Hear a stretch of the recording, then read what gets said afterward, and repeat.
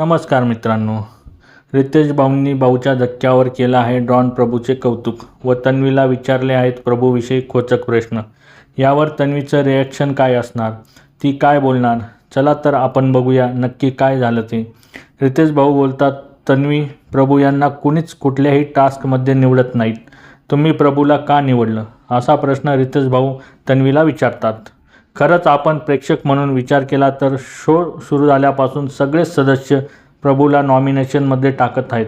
प्राजक्ताने तर आत्तापर्यंत प्रत्येक वेळेस तो वीक आहे म्हणून असं सांगून नॉमिनेट केलं आहे। विशाल पण त्यालाच टार्गेट करत असतो, कारण हे दोघं पण स्ट्रॉंग प्लेयरसोबत भिडायला घाबरता हे आत्तापर्यंत दिसून आले आहे। आणि बऱ्याच वेळा हे दोघं आणि आता जी नवीन टोळी झाली आहे त्यांना आपण बोलताना बघितलं आहे की तन्वी सिंपतीसाठी प्रभूचा वापर करत आहे।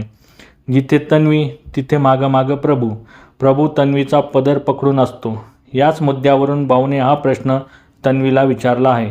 यावर तन्वी बोलते, प्रभू हा माझा छोटा उंदीर आहे, कुठल्या कोपऱ्यात काय ठेवलेलं असतं काय नसतं ठेवलेलं हे सगळं प्रभूला माहीत असतं।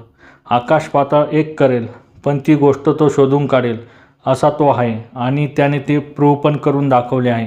आज तर मी कॅप्टन आहे त्याचे पूर्ण श्रेय प्रभूलाच जाते।